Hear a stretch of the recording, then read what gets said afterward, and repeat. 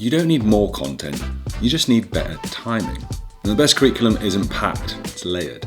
If you're tired of rushing through topics only for your students to forget them, this video is for you. Now today, I'm showing you how a spiral curriculum helps students retain knowledge and build mastery by revisiting key concepts at just the right time. Hey everyone, welcome to Deep Professional. My name is Alex Gray and I'm currently an international teacher based in Dubai. Now with nearly 20 years of teaching experience and over a decade in educational leadership, the last 5 years of my career have been about empowering you, fellow educators. I hold a master's degree and an MPQ in leading teaching development, both of which have fueled my passion for fostering excellence in classrooms around the world. Now through Deep, I'm excited to share proven strategies, insights and fresh perspectives to help you grow as an educator. So let's dive in and discover what it means to teach, learn and think deep. The spiral curriculum was introduced by psychologist Jerome Bruner in 1960. His idea? Instead of teaching a topic once and moving on, we should revisit key concepts regularly. Now each time adding more depth and complexity. Think of it like building a house. You don't just build the roof first and hope for the best. You're going to start with a foundation. Then you're going to add layers over time. And that's exactly what we do in spiral learning. Instead of cramming everything into one lesson, students return to the same concepts at progressively deeper levels, reinforcing long-term retention. So why does it work? Well, let's break down some of the research. First of all, we've got spaced repetition. You know that is key for memory retention. We also then have interleaving, which is about mixing related concepts and boosts understanding. We've got cognitive load theory, so revisiting content in manageable chunks. And then we talk about the spacing effect, which is through reinforcing long-term retention. A spiral curriculum also supports mastery. Each revisit gives students a chance to deepen their understanding and fill in knowledge gaps. It's also more equitable. Students who need a second or third pass automatically get it built into the curriculum.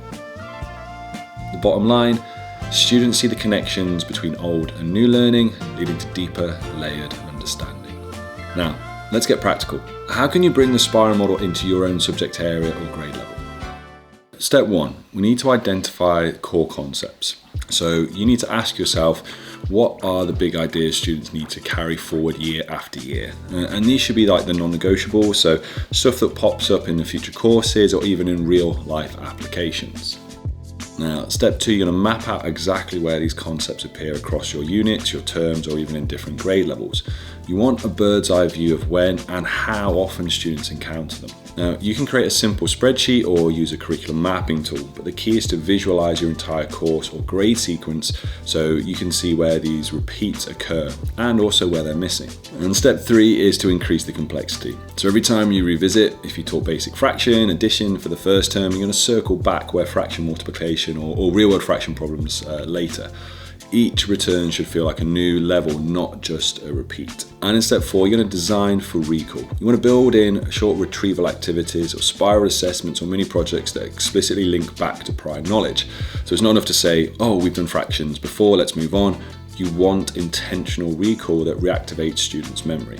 Now I've put these parts at the top because what I want to do is I'm going to show you how I've been using this most recently and why I've used this most recently. So we had our assessments at the end of term 2 and my year 10s are struggling with osmosis, struggling with a few other things like enzymes, and for me as a science teacher, as a biologist, I look at it and go, these are staples of the course, and you're going to have that in there. It's one of the core concepts.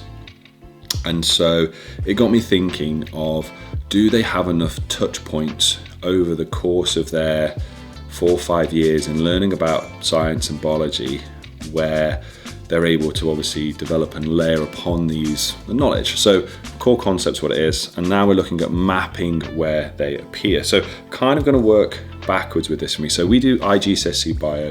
So I looked at it from there and go, right, when I get to 10 and 11, which is all the way up here in my map, we're going to go about osmosis here, but obviously tied into that is also things like active transport. We have in there, again, under that, things like, which we're going to do like root hair cells,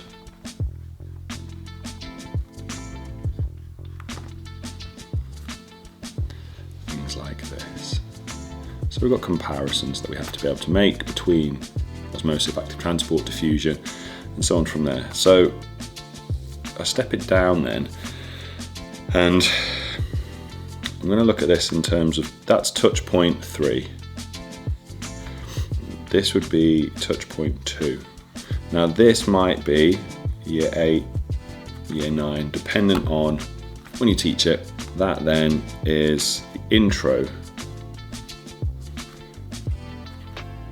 to osmosis.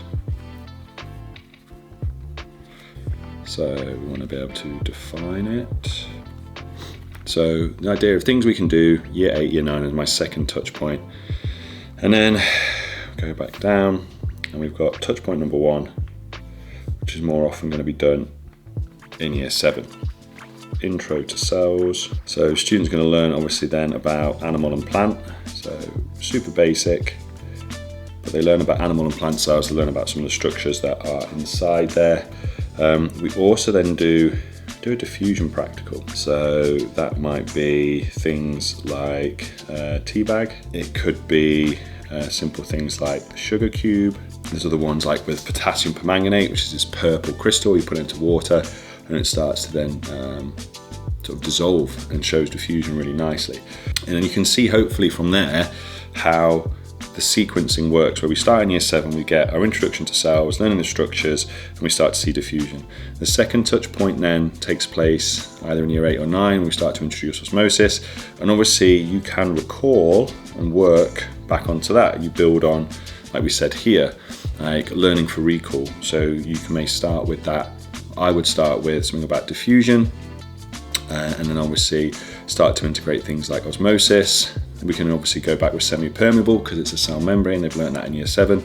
So you can see from there it's a layering, but the complexity of it, like I say, increases again because you take what we already know, we layer onto it. And then once we get into year 10 and 11, again, you can recall and work backwards for what you've learned there about diffusion and osmosis.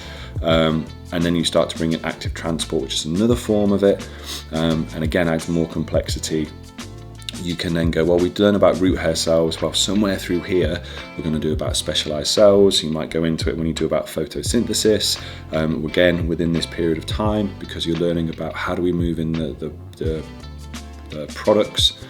Sorry, how do we move in the reactants? How do we move in these things that we need? So there are other offshoots of this here that then will build this together. So this is an example of how I kind of use spiraling to design what I need my students to be able to do in years 10 and 11, and I've worked backwards then on how to do it. And here's the biggest takeaway. Spiral curriculum isn't extra work. If anything, it's smart sequencing. By layering concepts over time, you're going to see better retention, deeper understanding, and actually, hopefully, more confident learners. Now, if you want to give this a try, make sure to grab my free Spiral Curriculum Planning Guide. You'll see the link in the description notes below. And that's it. Thanks for watching. And as always, if you've enjoyed the video and you found it useful, hit the like button for me. And if you're new here, do consider subscribing. Now, if you like this, I think you're also going to like this video here on 5 steps for curriculum planning.